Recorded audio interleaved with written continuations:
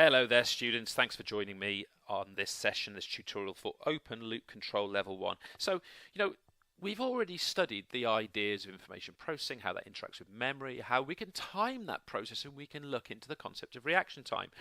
But what is it that's actually controlling the movement of a skill once it's underway? How does that occur? How is it that we can get a stored memory of a movement? We can set it to go, set it to activate and affect a muscular response, and then in some circumstances we can control it and adapt it. And when we talk about that, we are talking about the control of movement. So you see already, we do this via motor programs, or one theory at least is we do this via motor programs. And of course we know already that motor programs are stored in our long-term memory. They are stored movements in our long-term memory. And when we talk about open loop control level 1, we are talking about a form of control which has no feedback loop. It has no feedback loop. So let's actually put some characteristics of this in before we really determine how this is going to be represented pictorially. So we're talking about a form of movement control where no feedback is present. So let me give you an example of that. Let's take this golfer here. As soon as this golfer has prepared their club into the backswing position, the club comes down so fast, so rapidly, that between the time of preparing the backswing and then striking the ball, there is no feedback back to the golfer. And this is the case because the movement is what we would describe as ballistic. It's a ballistic movement. It's so fast that it doesn't allow either time or the sensation possible to control and adapt the movement because it's ballistic. So because of that, we also describe this open loop control, because it's ballistic, because there's no feedback, we also consider it to be a form of subconscious control. A form of subconscious control. So in other words, once the movement is underway, there is no way of controlling and adapting the movement based on the feedback that one might have. So let's see if we can now apply that to the javelin player and then sort of illustrate it pictorially. We'd say the same thing.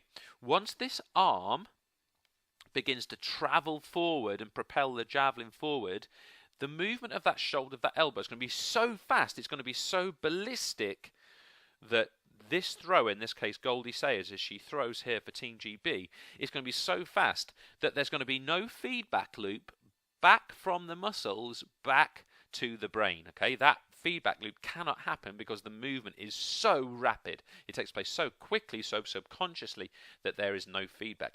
So in essence, if we now have a look at this model here, Goldie Sayers has recalled a motor program from her long-term memory. That's where she stores the memory of how to throw the javelin effectively.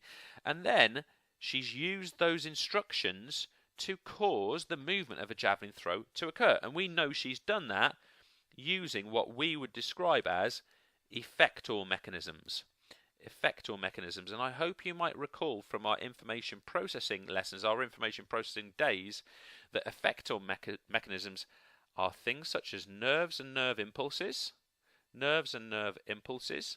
and they are also muscular contractions. So as a result of that, as a result of those nerve, I made a right mess of it, I'm going to write that again.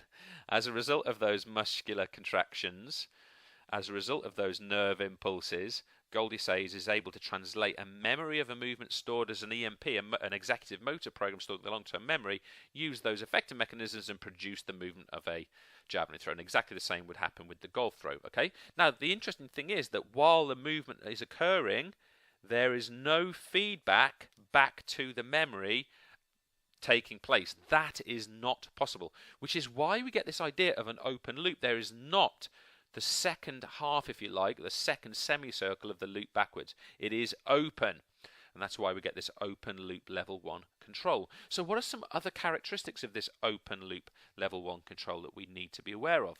Well, we would say that once you are in motion, it is not possible to do any kind of adjustment. So there is no adjustment. Once you are moving, the movement occurs, and then any feedback happens terminally after the movement has occurred.